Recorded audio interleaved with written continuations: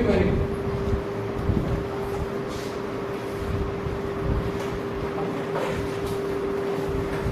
Review menu, review का मतलब क्या होता है? देखना। और रिव्यू का मतलब क्या होगा? दोबारा देखना, फिर से देखना। हम मान लो जो डॉक्यूमेंट बनाते हैं, तो डॉक्यूमेंट को बनाने के बाद उसको फिर से जांच यदि करनी होती है तो हम इस रिव्यू मेन्यू का यूज करते हैं। उसके लिए आपको रिव्यू मेन्यू की पूरी जानकारी आज के इस टॉपिक में देने वाले हैं। आप मेरे को जानते ही होंगे, तो आपका अपना टेक्निकल ग्रुप सूरज वर्मा सहरसा। तो स्टार्ट कर रहे हैं। इसका जो पहला ग्रुप आता है उसका नाम है proofing group. Proofing group, proofing group में पहला ऑप्शन है उसका नाम है spelling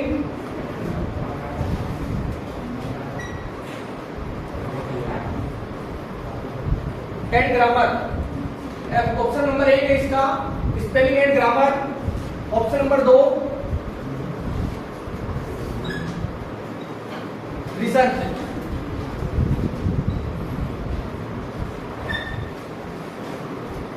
option number 3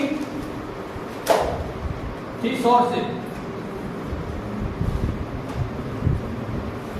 option number 4 है वर्ड काउंट। 4 ऑप्शन का एक छोटा सा ग्रुप है प्रूफिंग ग्रुप। और पहला ऑप्शन आ रहा है स्पेलिंग एंड ग्रामर।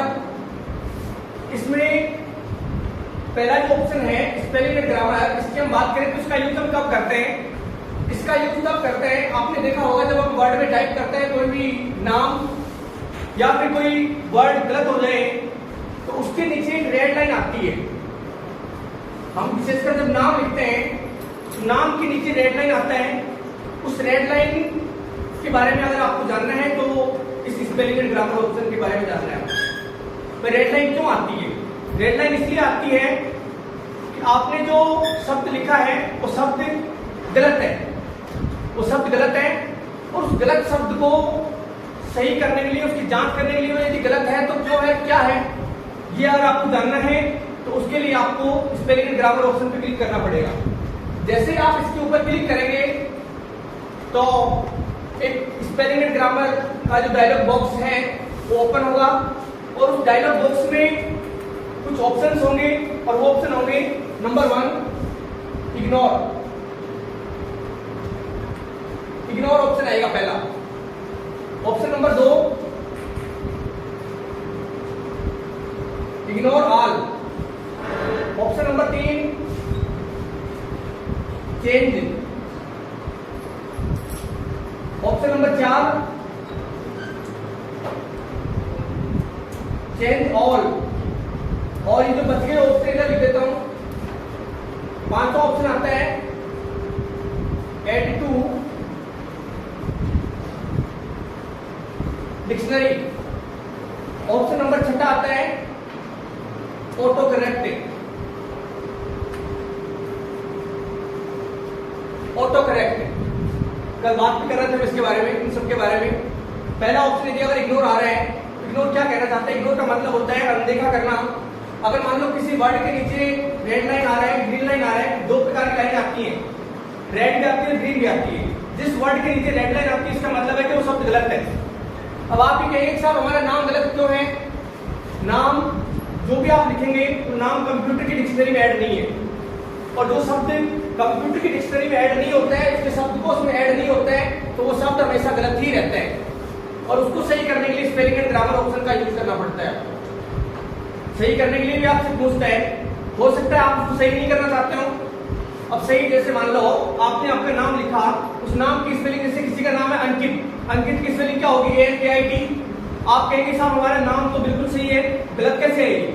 बिल्कुल गलत नहीं है, मैं भी यही कहूंगा, लेकिन कंप्यूटर उसको गलत बता रहा है। वो इसलिए बता रहा है क्योंकि कंप्यूटर जिस इंग्लिश का फॉलोअर है वो अमेरिकन इंग्लिश है। अमेरिकन इंग्लिश के हिसाब से ऐसे नाम नहीं होते हैं। अगर आप वहां के कोई नाम टाइप करेंगे कंप्यूटर में, तुमको गलत नहीं बताएगा। हमारे नाम हमारे देवताओं पे आधारित है, अलग अलग है। भाई यदि अगर संडे को पैदा हो गया तो संडे के हिसाब से नाम, यदि अगर शनिवार को पैदा हो गया, सोमवार को हो गया, मंगलवार को हो गया, तो मंगलवार के हिसाब से नाम। लड़का हुआ है तो जानते हैं लड़की होगी मंगलवार को, तो नाम आप निकाल दोगे। आजकल वैसे निकलते हैं नाम। कौन जाता है पंडितों के पास? पंडितों का रोजगार जो है आपने छीन लिया है, तो खुद ही नाम निकाल देते हैं आजकल। तो वो नाम गलत बताता है, इसीलिए बताता है क्योंकि नाम उनका नामों का कोई मतलब नहीं है। जिस शब्द का कोई मतलब नहीं होता है उसको गलत बताता है। इसमें अगर आपने कोई नाम लिखा अंकित, उसके नीचे रेड लाइन आ रहा है, उस रेड लाइन को हटाना है तो आप इन पे जाएंगे, पूछेगा सबसे पहले क्या आप इनकी रेड लाइन हटाना चाहते हैं। अगर आप इनकी रेड लाइन हटाना चाहते हैं तो इसमें सबसे पहला ऑप्शन पूछा इग्नोर। हो सकता है आप ये चाहते हो कि आपने जो स्पेलिंग लिखी है वो स्पेलिंग सही है, केवल आपको रेड लाइन हटानी है उसकी। अगर रेड लाइन हटानी है तो आप इग्नोर कर दो, रेड लाइन हट जाएगी। लेकिन भविष्य में जब भी आप उस शब्द को टाइप करेंगे तो फिर से उसके नीचे रेड लाइन आएगी। क्यों आएगी? क्योंकि आपने उसको सही नहीं किया, आपने उसको अनदेखा किया, केवल आपने उसकी लाइन हटाई। अगर उससे संबंधित और भी कोई शब्द ऐसे हैं जिनके नीचे रेड लाइन आ रही है, उनके भी हटाना है आपको, इग्नोर ऑल कर सभी का लाइन हटा देगा। चेंज कमांड का यूज तब होता है जब मान लो आपने कोई शब्द लिख दिया, इस पे क्लिक कर दिया आपने, तो आप जाएंगे स्पेलिंग एंड ग्रामर पे, ये डायलॉग बॉक्स आएगा और उसमें एक छोटा सा सजेशन बॉक्स आता है। कल जैसा कि मैंने बताया भी था आपको, अंकित आपने लिखा गलत बता रहे हैं, और वो सजेस्ट करेगा, आपको सुझाव देगा, और सुझाव ये देगा कि इससे शुरू होने वाले 2-4 स्पेलिंग लिख करके, 2-4 वर्ड लिख करके बताएगा। एरोप्लेन, एप्पल, हो सकता है आप इनमें से कुछ लिखना चाह रहे हो सकता है आप एप्पल लिखना चाह रहे हो, गलती से अंकित लिख गया हो। अगर आपके साथ ऐसा हुआ है तो आप चेंज कर दो। और अगर उससे संबंधित ऐसे और भी शब्द हैं जिनको आप चेंज करना चाहते हैं, नया शब्द लाना चाहते हैं, उनकी जगह चेंज और कर दो। अगला ऑप्शन आ रहा है ऐड टू डिक्शनरी, शब्द को उसमें ऐड करना। आप भी चाहते हैं कि हमारा जो नाम है, नाम की स्पेलिंग सही है, और हम ये भी चाहते हैं कि हम जब भी इस नाम को लिखें तो कंप्यूटर गलत नहीं बताए। और यदि कंप्यूटर गलत नहीं बताए तो तभी नहीं बताएगा जब आप उसको डिक्शनरी में ऐड कर देंगे। आप ऐड टू डिक्शनरी पे क्लिक कर दो, वो शब्द हमेशा के लिए उसकी डिक्शनरी में ऐड हो जाएगा। जैसे उसकी डिक्शनरी में ऐड होगा, जब भी आप टाइप करेंगे तो वो शब्द गलत नहीं बताएगा। अगला ऑप्शन आ रहा है ऑटो करेक्ट। जैसा कल बताया भी था मैंने, अगर आप मान लो एड्रेस टाइप कर रहे हैं, एड्रेस में लिखा आपने बीपीओ, तहसील, ब्लॉक, डिस्ट्रिक्ट, जो भी। अब आप और हम सब क्या करते हैं, तहसील जहां लिखना होता है वहां TH लिखते हैं, TEH, और TEH लिख करके जैसे स्पेस दबाते हैं तो कंप्यूटर उसको ऑटो करेक्ट कर देता है। और ऑटो करेक्ट का मतलब ये होता है तो अपने आप उसको दा कर देगा। दा जो शब्द है उसमें और TEH में एक ही कैरेक्टर है, सेम है बिल्कुल, उसको दा कर देगा। वो क्या आपकी फीलिंग्स को समझता है।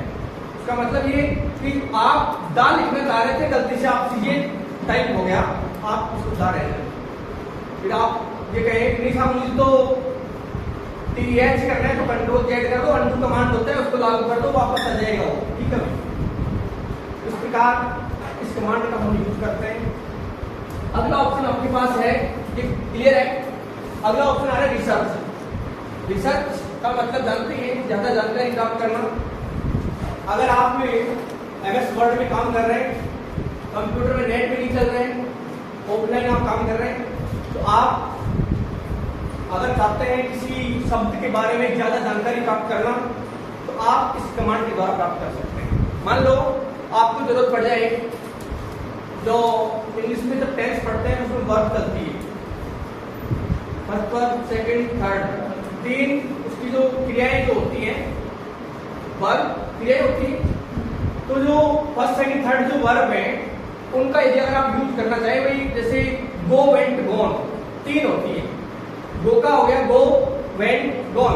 अब आप भी जानना चाहिए गो का यूज कहाँ होता है, वेंट का कहाँ होता है, गोन का कहाँ होता है। अगर आपको तीनों का अलग अलग यूज जानना है तो आप इस रिसर्च पे क्लिक करेंगे, एक नया टास्क पैन खुलेगा, उसमें टास्क पैन में टाइप करके आपको एंटर कर देना है। गो लिखोगे गो के बारे में बताएगा, दा लिखोगे, वेंट लिखोगे वेंट के बारे में बताएगा, गोन लिखोगे तो गोन का बताएगा कि इसका इस सेंटेंस के साथ यूज होगा, ऐसे वर्ड्स के साथ में इसका यूज किया जा सकता है।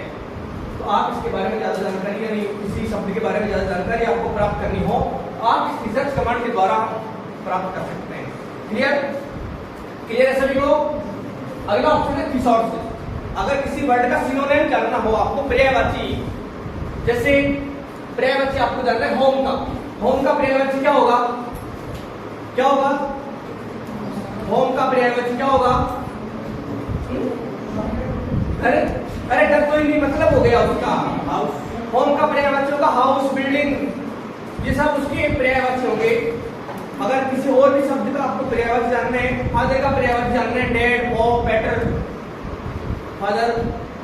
मदर का जानना है मॉम, मम्मी, माँ, मामा, ये सब उसी पर्यायवाची। इंग्लिश वर्ड बोल रहा हूँ, हिंदी नहीं है, हिंदी मतलब कुछ बता रहा हूँ। इंग्लिश टू इंग्लिश उसका पर्यायवाची अगर आपको जानना है तो आप जान सकते हैं इसके द्वारा।